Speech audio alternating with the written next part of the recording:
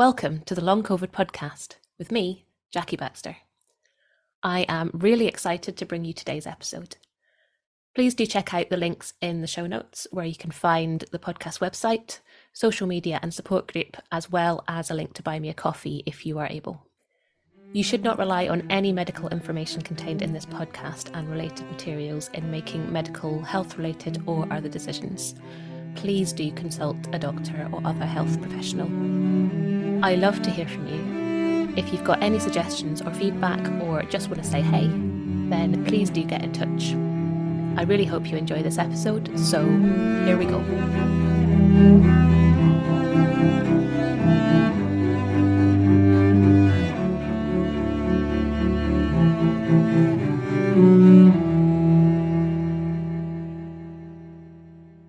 Welcome to this episode of the podcast. I am really excited today to have with me David Blane and Emilie Combet from Glasgow University, and we're going to talk about their ReDIRECT study, and hopefully they can explain what that actually stands for. But welcome to the podcast. This is really exciting to have you both here.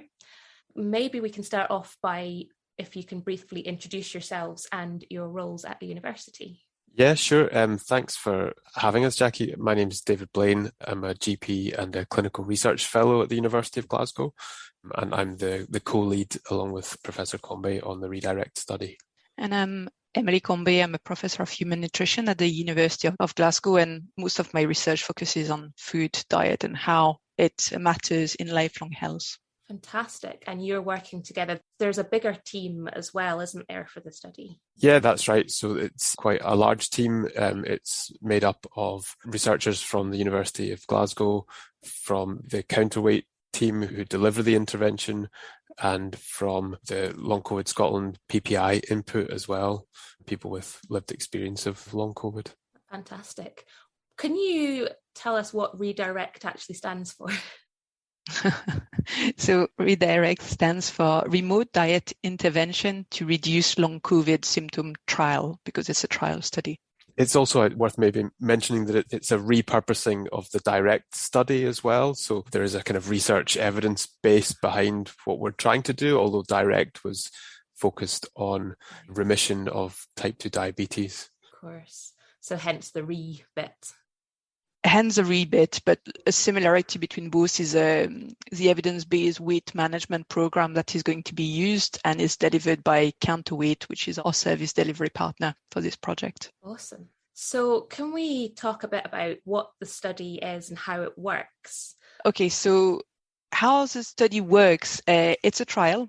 So our aim is to recruit 200 people with long COVID, so at least 3 months of long COVID symptoms, and also with a BMI over 27. So we're focusing on people who live with both overweight, obesity, and long COVID.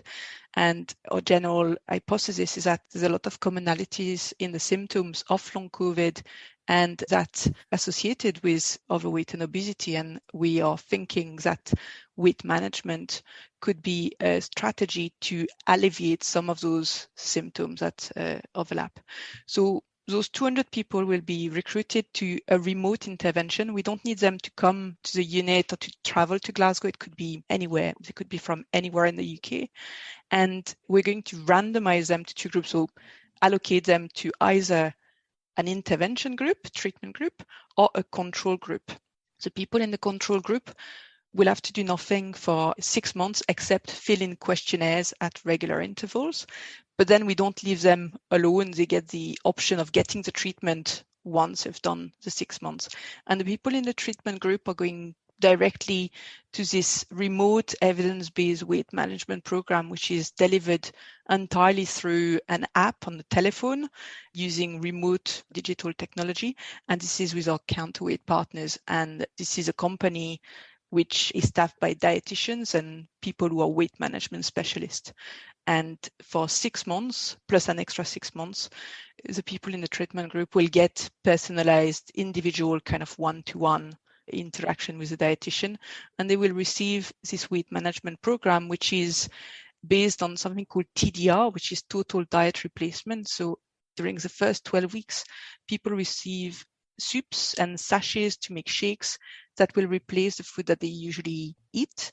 And that is shown to enable a weight loss, which is quite substantial, of around 10 kilograms or more. And this kind of sharp decrease in weight at the beginning of a program that kind of triggers a process. And this is followed on by a weight management phase, weight maintenance phase, which is supported by the dietitian with reintroduction of foods, and not just foods, but also what we do around food. So a lot of strategies implemented there.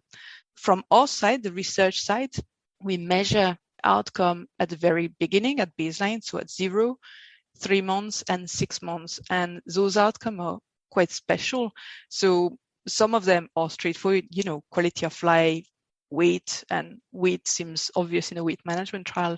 But the thing that we're doing, which is a little bit different, is that we're measuring personalized long COVID symptoms. And that's maybe something that David wants to explain a little bit more about. Yeah, sure. So we obviously recognize that people with long COVID have a real range of different symptoms, up to 200 in some studies. So we wanted to adapt the trial in such a way that the most significant symptom for any individual could be the main outcome that we were monitoring. For pragmatic purposes, we focused on 4 of the most common long COVID symptoms of fatigue, breathlessness, pain, and anxiety, depression. But there's the option for people to nominate any other symptom that is most problematic for them, and then we'll monitor that over time. So 0, 3, 6 months. 6 months is the end of what we call the trial, but then people in the treatment arm continue for an extra 6 months with the weight management program, and we check again how they're doing at month 12. And at 6 months, the people in the control group start the journey as well, and we also follow them throughout that journey.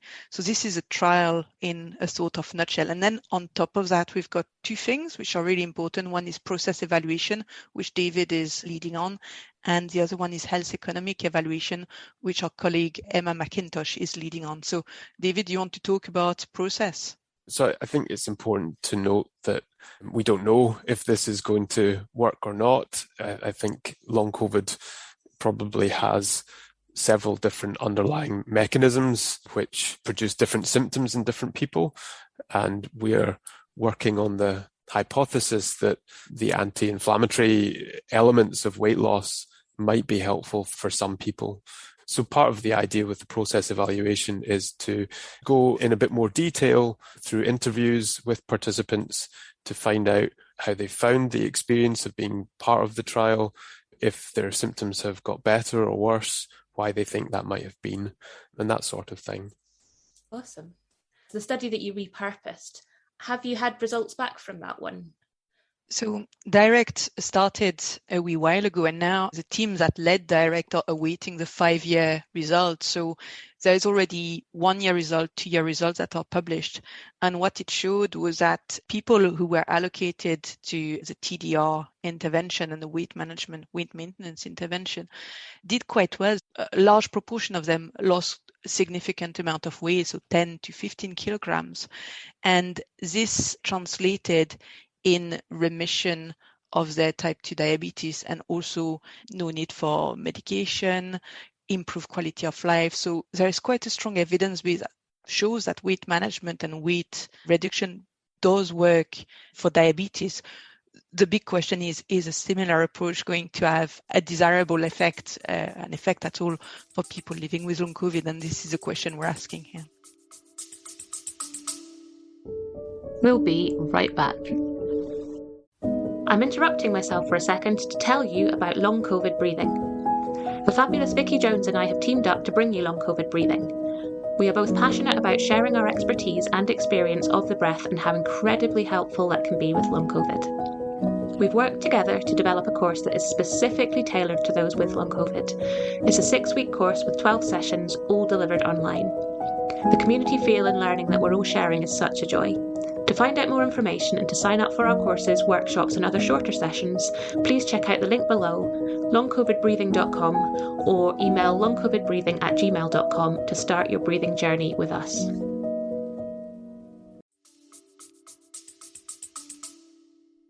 Oh, fantastic. Yeah, like you say, long COVID is a huge variety of symptoms, and different people work through different symptoms every week, quite apart from different people. I think that one-to-one aspect of it is quite important, and the fact that you're able to tailor it to each individual. So hopefully that will help as well. Reducing weight in people that are living with obesity has surely got to help them to be generally healthier, whether they have diabetes or long COVID or not, I guess. Yeah, you would think so, but I think there are lots of uncertainties. So equally, my impression is that people who develop long COVID can have different weight trajectories after that. So some of them might lose weight through fatigue or through gastric symptoms, abdominal symptoms, not losing appetite, etc. Whereas others may put on weight again through being less able to do exercise, etc. So there are a lot of unknowns, as you know. But I think also what we recognize is that because of this is a new condition in response to COVID, we don't have many verified treatment options available. So people are trying different things, are trying different diets. And I think that's also where ReDIRECT fits in as an option, is that this is nutritionally balanced, safe, and also remotely delivered. So it does take away some of the cognitive work of meal planning, arranging, buying your meals. That is all really kind of taken care for you for the duration. Absolutely, because people that have fatigue do struggle to make meals. And I mean, my partner does all the cooking, and I'm very lucky that he does, but there'll be a lot of people that don't have that option. When you talk about the remote nature of it, everything nowadays seems to be online and remote, which is really good, I think, in a lot of ways. So that means that you're able to have participants from, you said UK wide, didn't you?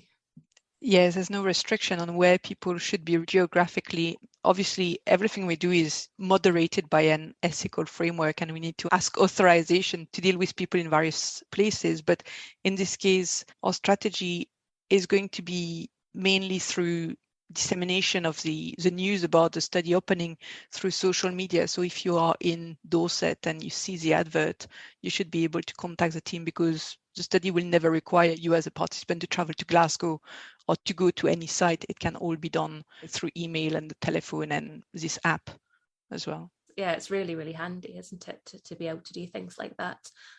You mentioned the having to jump through all the ethics committees and things. Is it different if you're working just in Scotland and UK wide, or is it the same governing body, the right word, that oversees all of that? It's the same. It's just small differences in how you ask authorization, but overall it's the same umbrella. So same considerations in relation to GDPR and how we use personal information and all these factors. One thing that might be worth saying is alongside the recruitment through social media within Scotland, and particularly within Glasgow, we'll be recruiting through GP practices as well. So it'll be interesting to see what the uptake is between general practice recruitment versus social media and networks recruitment. And I suspect we'll probably get more people through social media and long COVID networks than through primary care, where recording of long COVID is often an issue, and indeed recording of BMI is often an issue as well. Yeah, and support groups, probably a good place for recruitment as well. Mm-hmm. And of course, being UK wide, you've got access to a whole lot more people with long COVID as well. That's right. That's right. You mentioned that you've consulted with people living with long COVID while you're set up at the study. And this is obviously welcomed by the long COVID community, who really, really want to be involved. But has it helped you to tailor the study to speaking to people with the lived experience? Absolutely, yes. So from the early days of initially discussing whether this might be an idea that could be helpful, we consulted with Long COVID Scotland, and then shortly after that, while we were preparing the application, we sent out a survey of members of Long COVID Scotland to see whether they would be interested in a remotely delivered weight management intervention and what their views on that would be. And it was a really positive response, which was encouraging for us. Alongside that, we have a person, Jane, who has long COVID, who's a co-applicant on the trial, so a co-investigator. We have a what we call a PPI, patient and public involvement lead within the university who coordinates that activity, and that is all the PPI work is reimbursed according to the best practice guidelines, and it certainly shaped different aspects of the project. Absolutely. I think certainly with such a new condition, you'll find that the people with the lived experience often have the most knowledge, or certainly they know what the most important things to look at are in a lot of ways. So just to give an example, the PPI, Jane and Chris, would go through, for instance, the questionnaires that we use to see how long it would take to fill them in, whether they'd be able to take breaks and come back to them, how they looked kind of in terms of visually as well. So that was really helpful. Because I think as well, something that you've probably already considered is a lot of people with long COVID have brain fog or cognitive issues. So a 20-page questionnaire is probably not going to happen. That's great that they've been helping. You mentioned that you're about to start recruiting and about going through GPs and getting them to signpost people who might be appropriate for the study. But if people listen to the podcast or see it on a social media site and they think that they might be appropriate for it, are you happy for them to just get in touch? Absolutely, yeah. So we will give the details of the website and the social media pages, the Facebook and Twitter, but there should be a button on the website which says, can I take part? And you can more or less get in touch with the team directly from there. Yeah, something about participating and clicking the button. And I think clicking the button is a first step. And then we've got a research team. We've got 2 researchers, Laura and Janice, who will be there ready to kind of take questions and explain everything to people, because we realize that this is quite a complex study and there's a lot of information. So it's always useful to have someone, a researcher, to talk it through with, and they'll be there to do that. Of course, yes.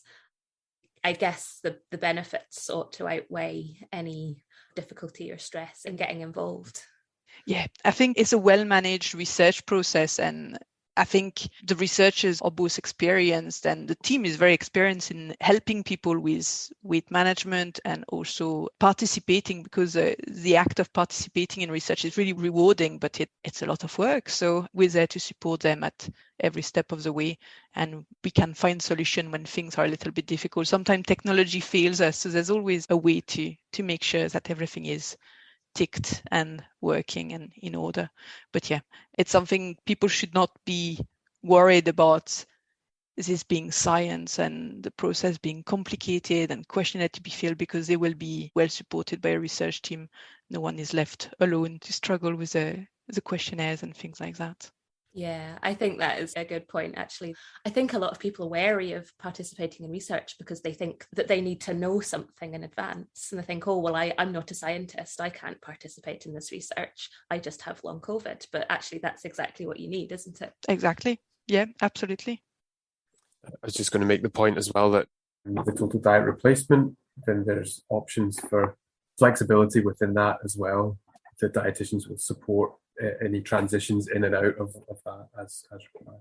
Fantastic. So there is a bit of flexibility there as well. Yeah, I mean, dietetic teams, that's the bread and butter, dealing and helping, supporting participant, client, patient in managing their diet and finding ways that works best for them. And that's what Counterweight is doing. That's their specialty, really supporting that weight management process. So finding what will work and supporting the person through that journey. And I guess having the DIRECT study kind of behind you gives people maybe a bit of confidence that it might work. Oh yeah, that's such a great kind of tick for this. It's been demonstrated to work in a big group of patients, of people who got on really well with it. And there is this evidence base that gives us confidence to kind of move forward. So I think that's a definite plus. Is there a website link with some of the DIRECT results that I can put in the show notes as well? Yes, I'm going to find that for you. I'll add it to the show notes if people want to look at the history, might be interesting. You said that you're going to start recruiting quite soon. How long will it take you to get it up and running? So we're very, very much hoping to start recruitment this month in November. So we don't know when exactly, but November is our big target. We really want to get going as soon as possible. We've got a few administrative important things to kind of do, make sure everything is working and in good order, and then we should be able to get going. And at that point, we'll be able to release the information to the community. And then how long? Well, it depends very much on how well we get on with recruitment, and we've timetable about, I think it's 5 months to kind of hit our number. But what we're looking for is those 200 people. So depending on the level of interest, that might go much faster than we hoped. And we do hope so, because then it means that we've got more time to kind of really explore the study, do more analysis, have more time to kind of do engagement, and then make the most of it. But yeah, it's a big unknown. You never know how fast recruitment goes. Of course, because your criteria for people is quite specific. And of course, you want to get going and get that data. So have you any idea what sort of results you're expecting, or certainly what you're hoping for? So we've got an hypothesis, and that's the hypothesis we tested. So we're trying to remain impartial about what we want. Of course, every researcher likes to see a positive result. That's a sort of kind of thing that we all have, which is not necessarily ideal. But when we test an hypothesis, we want to see a valid result, and the valid result could be, well, it doesn't work. Obviously, we hope it will work, because it means that it would make a big difference to those people. And ultimately, the aim of doing research is to find solutions that make life better, easier for the people who are the beneficiaries of the research. So what we will get is a set of data that is going to tell us whether or not there is a change in those kind of personalized outcomes that our group has selected, and it's going to tell us whether the weight management made a difference on those or not. And hopefully we'll have enough data to kind of see if there's maybe a subset of outcomes, of symptoms that respond better to weight management. And there is not just those outcomes, there's also a lot of measurements around it, quality of life, productivity at work, which will also give us some clues and some answers to our questions. But yeah, we're trying to kind of remain quite neutral on the way things are going, because it gives us an open mind. Obviously, we've got a strategy, but of course, you want it to work. That's a stupid question, isn't it? Of course, and that's why analysis for those trials are usually blinded. You don't know, you see data, but you don't know if it was a treatment or the control, because otherwise there's always a little risk that if it wasn't done as well as it is, someone might want to kind of see a result a little bit more. But in that case, everything is done, the analysis is done blinded, and this way the result is not biased. It's as true as it can be.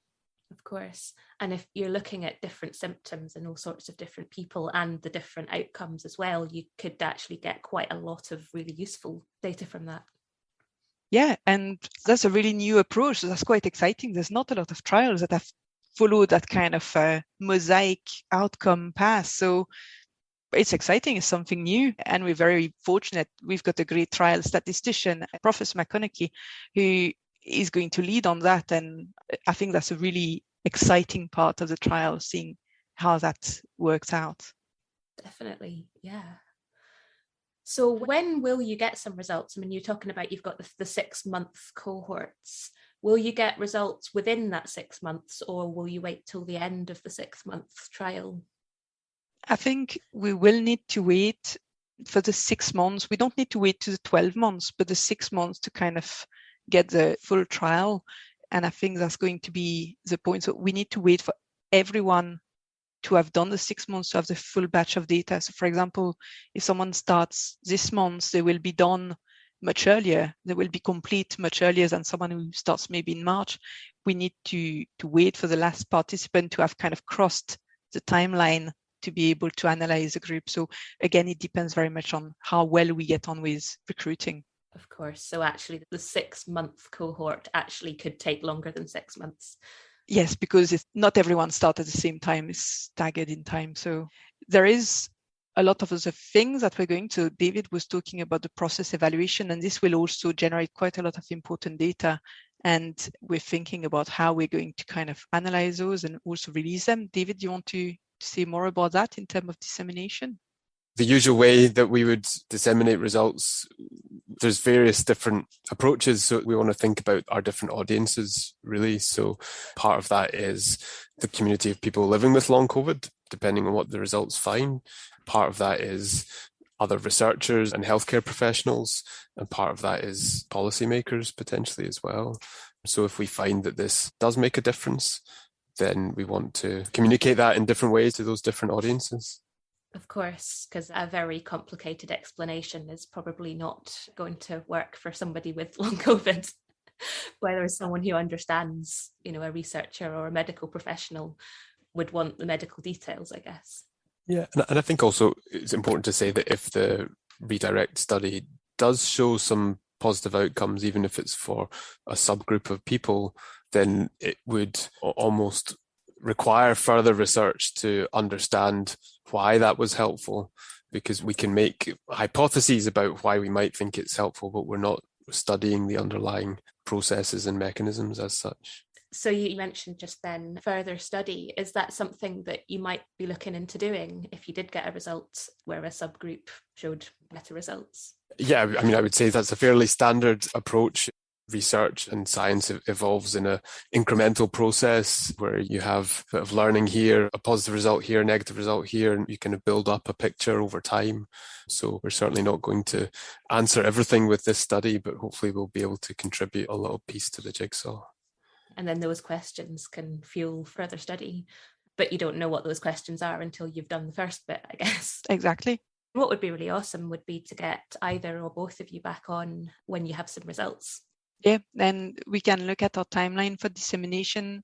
We're putting together the dissemination plan. We've got a draft, but we are formalizing it, and hopefully we'll map out for opportunities to kind of engage, not through just publication, but with other avenues so that we can discuss the studies and the process and what we find, not just with the scientific community, but with everyone. Yeah, of course. Fantastic. Well, good luck with the recruitment and the whole process.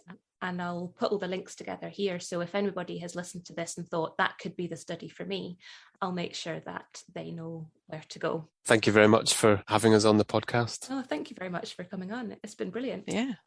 Thank you so much to all of my guests and to you for listening. I hope you've enjoyed it, or at least found it useful. The Long COVID podcast is entirely self-produced and self-funded. I'm doing all of this myself.